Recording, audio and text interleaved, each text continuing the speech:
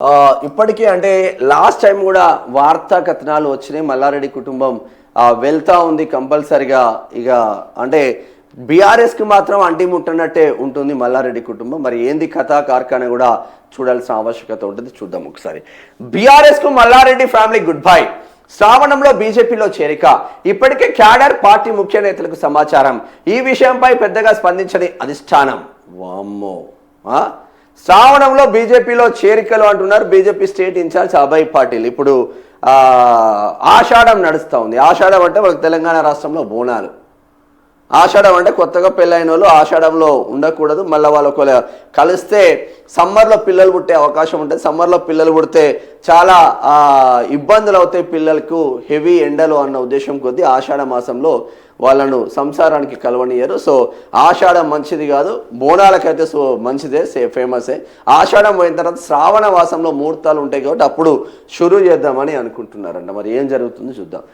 మాజీ మంత్రి మేడ్చల్ ఎమ్మెల్యే చామకూర మల్లారెడ్డి వ్యవహారం హాట్ టాపిక్ గా మారింది. త్వరలోనే ఆయన తన అల్లుడు మర్రి రాజశేఖర రెడ్డి సైతం గులాబీ పార్టీని వీడనున్నట్లు సమాచారం. దీనిపై పార్టీ క్యాడర్ ముఖ్య నేతలకు మల్లారెడ్డి లీకులు ఇచ్చినట్లు తెలిసింది. అందుకే పార్టీ కార్యక్రమాలు, కీలక భేటీలు, బహిరంగ సభలకు ఆయన ఫ్యామిలీ దూరంగా ఉంటూ వస్తున్నట్లు తెలిసింది. విద్యా సంస్థలు, వ్యాపారాలను కాపాడుకోవడానికే ఆయన బీఆర్ఎస్ వీడి శ్రావణ మాసంలో ఫ్యామిలీతో సహా బీజేపీలో చేరుతారని ప్రచారం జరుగుతుంది. మరి బండి ఈటెల కలిస్తే బీజేపీ అధికారంలోకి వస్తుందా అని రాజాసింగ్ క్వశ్చన్ చేస్తున్నారు.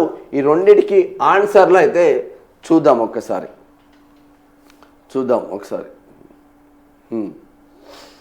మాజీ మంత్రి మల్లారెడ్డి వ్యవహారం బీఆర్ఎస్ లో హాట్ టాపిక్ గా మారింది. ఇక ఆయన పార్టీకి దూరమైనట్టేనని కీలక నేతలు క్యాడర్ కు సంకేతాలు ఇచ్చారు. ఈ పరంపరలో బీజేపీ గుడికి చేరుతున్నట్లు సంకేతాలు వినిపిస్తున్నాయి. కొంతకాలంగా మల్లారెడ్డితో పాటు మల్కాజ్గిరి ఎమ్మెల్యే మర్రి రాజశేఖర రెడ్డి సైతం వాళ్ళ అల్లుడే, సొంత అల్లుడు, పిల్లనిచ్చిన అల్లుడు సైతం పార్టీ కార్యక్రమాలకు దూరంగా ఉంటున్నారు. కొంతకాలం తాము పార్టీకి దూరంగా ఉంటామని, తమ విద్యా సంస్థలు, వ్యాపార సంస్థలు తమకు కీలకమని, ప్రభుత్వాలు ఇక తమ ఇబ్బందులకు గురి చేస్తున్నాయని చెప్పినట్టు తెలిసింది. కాగా వారిని ఇక వదిలేయండి, వారికి సమాచారం ఇవ్వడం, వారిని పార్టీ కార్యక్రమాలకు ఆహ్వానించడం, వారి నుంచి ఇతరత్ర విషయాలను ఆశించవద్దని ఇటీవల మేడ్చల్ జిల్లా నాయకుల సమావేశాల్లో పార్టీ కీలక నేత సూచించినట్టు తెలిసింది. అందులో భాగంగానే మల్లారెడ్డి కుటుంబ సభ్యులు పార్టీ సమావేశాలకు హాజరు కావడం లేదు. ఇంకొకటి, మల్లారెడ్డి కుటుంబం తొలుత కాంగ్రెస్ లేదా బీజేపీలోకి వెళ్ళడానికి అనేక రకాలుగా ప్రయత్నాలు చేసినట్టు ప్రచారం జరిగింది. కాంగ్రెస్ మాత్రం వారిని దగ్గరికి రానివ్వలేదని, సీఎం రేవంత్ రెడ్డి వారి విషయంలో ఏమాత్రం ఛాన్స్ ఇవ్వలేదని తెలిసింది. రాష్ట్రంలో కాంగ్రెస్ అధికారంలోకి రావడం, రేవంత్ రెడ్డి సీఎం కావడంతో మల్లారెడ్డి గతంలో చేసిన వ్యాఖ్యలు, విమర్శలతో ఇరకాటంలో పడ్డారు. అయితే బీజేపీ నేతలతో టచ్లోకి వెళ్లడం, అక్కడ చర్చలు సక్సెస్ కావడంతో అటువైపు మొగ్గు చూపినట్లు సమాచారం. బీజేపీ జాతీయ పార్టీ కావడంతో తమ విద్యా, వ్యాపార కార్యకలాపాలకు భారీగా విస్తరించుకోవచ్చని, వారి అండదండలు తమకు ఉంటాయని, మళ్ళా ప్రతి రాష్ట్రంకు ఈ కబ్జాలు పెట్టుకోవచ్చు, మనం విస్తరించుకోవచ్చు. ఓకే, వారి అండదండలు తమకు ఉంటాయని, తమ పరంగా వారికి అన్ని రకాలుగా సహాయ సహకారాలు అందిస్తామని వారు అంచనా వేస్తున్నారు. బీజేపీతో డీల్ ఓకే కావడంతో బీఆర్ఎస్ కు క్రమక్రమంగా దూరం అవుతూ వస్తున్నారని గులాబీ పార్టీ నేతలు చెప్తున్నారు. ఇటీవల పార్టీ ముఖ్య కార్యక్రమాలకు మామతో పాటు అల్లుడు మర్రి రాజశేఖర రెడ్డి హాజరు కావడం లేదు. కాగా శనివారం నాటి సరూర్ నగర్ సభతో పార్టీ క్యాడర్కు స్పష్టత వచ్చింది. బీఆర్ఎస్ సభకు వెళ్ళకపోగా తమ నియోజకవర్గ పరిధిలో జరిగిన అందశ్రీ స్మృతి వనం భూమి పూజకు మల్లారెడ్డి హాజరయ్యారు. అదే సమయంలో సీఎం రేవంత్ రెడ్డి, మాజీ సీఎం కేసీఆర్ ఇతర నేతలపై తీవ్ర స్థాయిలో విరుచుకుపడుతుంటే అక్కడ సభా వేదికపై మల్లారెడ్డి కుటుంబాన్ని పార్టీ శ్రేణులు జీర్ణించుకోలేకపోతున్నారు. శ్రావణ మాసం ముహూర్తమా? దీనికి శ్రావణ మాసం ముహూర్తమేనా? మల్లారెడ్డి కోడలు ఏకంగా బీజేపీ కార్యాలయానికి వెళ్ళొచ్చారు. తాము బీజేపీలోకి వెళ్ళడం లేదని ఖండించారు. అయితే మల్లారెడ్డి ఆయన కుటుంబం త్వరలోనే కమలతీర్థం పుచ్చుకోనున్నట్లు సమాచారం. ఆదివారం బీజేపీ ఇన్ఛార్జ్ అభయ్ పాటిల్ చేసిన ఆ ప్రకటనతో వీరి చేరికకు మరింత ఊతమిచ్చినట్టయింది. శ్రావణ మాసం నుంచి బీజేపీలో పెద్ద ఎత్తున చేరికలు ఉంటాయని అభయ్ పాటిల్ ప్రకటించారు. దీంతో మల్లారెడ్డి ఫ్యామిలీ చేరడం ఖాయమని పొలిటికల్ సర్కిల్లో చర్చ నడుస్తుంది. విద్యా సంస్థలు ఆక్రమించిన భూములు, నిబంధనలకు విరుద్ధంగా పొందిన అనుమతులు, కొత్తగా అదనపు సీట్ల తదితర వాటిపై తీవ్ర ప్రభావం పడిందని మల్లారెడ్డితో పాటు మల్కాజ్గిరి ఎమ్మెల్యే ఆయన అల్లుడు మర్రి రాజశేఖర రెడ్డి ఆరోపణలు చేస్తూ వచ్చారు. తొలుత అల్లుడు మామతో తనకు సంబంధం లేదని, తాను బీఆర్ఎస్ లోనే కొనసాగుతానని చెప్పారు. ఆ తర్వాత ఆయనకు ఎదురైన ఇబ్బందుల నేపథ్యంలో కుటుంబ సభ్యులు ఓ నిర్ణయానికి వచ్చినట్టు తెలుస్తూ ఉంది. మొత్తం మీద వాళ్ళ ఇద్దరు కొడుకులు కోడలతో మల్లారెడ్డి ప్రైమ్ మినిస్టర్ నరేంద్ర మోడీని కలిసిన పాత ఫోటో. సరే, ఏది ఏమైనప్పటికీ ఎవరి స్వార్థం వాడికి ఉంటుంది రాజకీయాలలో. ప్రజలకు సేవ చేయాలనే స్వార్థం, ప్రజలకు సేవ చేయాలనే స్వార్థం 10% రాజకీయ నాయకుల్లో ఉంటే వాని సొంత స్వార్థం, వాని సొంత లాభం 90% చూస్తూ ఉన్నారు. ఎంపీగా మల్కాజ్గిరి ఎంపీగా తెలుగుదేశం పార్టీ నుంచి గెలిచిండు. సరే, తదనంతరం తెలుగుదేశం పార్టీ మునిగిపోయిన నావైపోయింది. తెలంగాణ వచ్చింది, తెలంగాణ ఏర్పడింది, ఆంధ్రప్రదేశ్ వాళ్ళకి పోయింది. అది కథమైంది, కేల్కతం దుకాన్ బంద్. ఆయనకి లైఫ్ ఇచ్చింది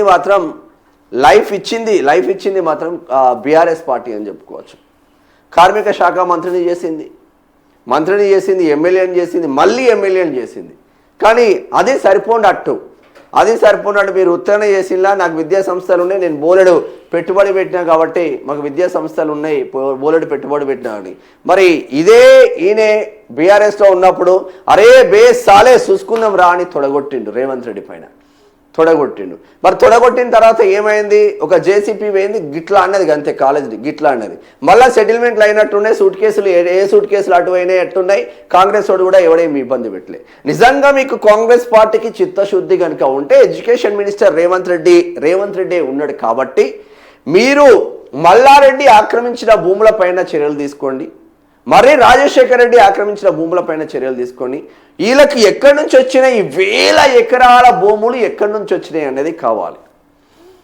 సూరారం చెరువులు కావచ్చు, గండిమైసమ్మ చెరువులు కావచ్చు, కుత్బులాపూర్ నియోజకవర్గం కావచ్చు, మేడ్చల్ నియోజకవర్గం కావచ్చు, ఈ 2 నియోజకవర్గాల పరిధిలో అనేక భూములను ఆక్రమించినట్టు వీళ్ళపైన ఆరోపణలు ఉన్నాయి. మరి వాళ్ళు ఆక్రమించిన లాస్ట్కు బొందల గడ్డలను కూడా ఆక్రమించిండ్రు. ఈ సూరారం చెరువు దగ్గర కట్టమైసమ్మ టెంపుల్ ఉంటుంది. చెరువు పైన కట్టమైసమ్మ టెంపుల్ వెనకాల బొందల గడ్డలను కూడా ఆక్రమించుకొని వాడు కాలేజీ కడతా ఉన్నాడు. దాని వెనకాల చెరువు ఉంటే దానికి సగం కబ్జా పెట్టి ఒక చిన్న కుంటలాగా చేసిండు. ఇది నిజం కాదా? దీనిపైన ఎందుకు కాంగ్రెస్ పార్టీ ఎంక్వైరీ చెయ్యదు అని అడుగుతున్నాం. బీజేపీకి ఊరికనే పోతుండే ఆయన. బీజేపీకి మేడ్చల్ మల్కాజ్గిరి జిల్లాలో మేడ్చల్ పార్లమెంట్ పరిధిలో ఎంపీగా గెలిచిన ఆయనే, బీఆర్ఎస్ హయాంలో కార్మిక శాఖ మంత్రిగా పనిచేసిన ఆయనే, ఇప్పటికీ మళ్ళా బీఆర్ఎస్ ఎమ్మెల్యేగా గెలిచిన ఆయనే. మేడ్చల్ నియోజకవర్గంలో ఏ ప్రభుత్వ పాఠశాలను వాడు బాగు చేసిండో మీరు ఒక్కసారి చెప్పండి. వాళ్ళ హాస్పిటల్ బాగవుతున్నాయి, వాళ్ళ కాలేజీలు బాగవుతున్నాయి, వాళ్ళ స్కూల్స్ సెయింట్ మేరీ స్కూల్స్ కావచ్చు, సెయింట్ మార్టిన్ స్కూల్స్ కావచ్చు, సిఎంఆర్ కాలేజీలు కావచ్చు, మల్లారెడ్డి యూనివర్సిటీలు కావచ్చు, డీమ్డ్ యూనివర్సిటీలు కావచ్చు, ఇవన్నీ కూడా బాగుపడుతున్నాయి. కానీ మేడ్చల్ అసెంబ్లీ స్థానంలో ఉన్న, నియోజకవర్గ స్థానంలో ఉన్న ఒక్క ప్రభుత్వ పాఠశాలను కూడా ఈ దరిద్రుడు పట్టించుకోలేదు. ఓపెన్గా మాట్లాడుతున్నాను. ఇదే ఈయన నియోజకవర్గంలో జవహర్ నగర్ అనేది ఉంటుంది. జవహర్ నగర్లో ఒకటే బడి ప్రైమరీ స్కూళ్ళు, ప్రైమరీ స్కూలు, ఒకటే బిల్డింగ్, ఒకటే గది కూడా. అలా 5 క్లాసులు చెప్పాలి, 1, 2 ఇటు చెప్తే 3, 4 ఇటు చెప్తారు. మధ్యలో గోడలు ఏముండదు, దాంట్లోనే వంట రూము, దాంట్లోనే టీచర్లు. ఇటువంటి దరిద్రుని పాలనలో అది నడుస్తూ ఉంది. కనీసం ఒక్క స్కూల్కు రూపాయి ఖర్చు పెట్టి వాడు బాగుపడినట్టు చేయలేదు. మొత్తం ప్రభుత్వ స్కూళ్ళను సర్వనాశనం చేసి వీడి స్కూళ్ళు, వీడి కాలేజీలు పెంచి పోషిస్తున్నారు. కబ్జాలు పెట్టుకునేటోడికి ఇటు కాంగ్రెస్ మంగళహారతులు వాడుతుంది, అటు బీఆర్ఎస్ మంగళహారతులు పడుతుంది, ఇటు బీజేపీ కూడా మంగళహారతులు పడుతుంది. అంటే పైసా ఉంటే ఏమైనా చేయవచ్చు అనేది లీడర్ల గొప్పతనం. ఎందుకు చేయరువా అంటున్నాం మేము. కేటీఆర్ ఎందుకో చేయలే, కాంగ్రెస్ వాళ్ళు ఎందుకో చేస్తలేరు, బీజేపీ వాళ్ళు ఎందుకో చేస్తలేరు. అధికారం కాంగ్రెస్ ఉందిగా, కాంగ్రెస్ చేయొచ్చు కదా. ఎడ్యుకేషన్ మినిస్టర్ రేవంత్ రెడ్డి ఉన్నాడు కదా. ఇక టీడీపీలో వలగొట్టిండు, బీఆర్ఎస్లో వలగొట్టిండు, రేపు బీజేపీకి వలగొడతాడు ఆయనే.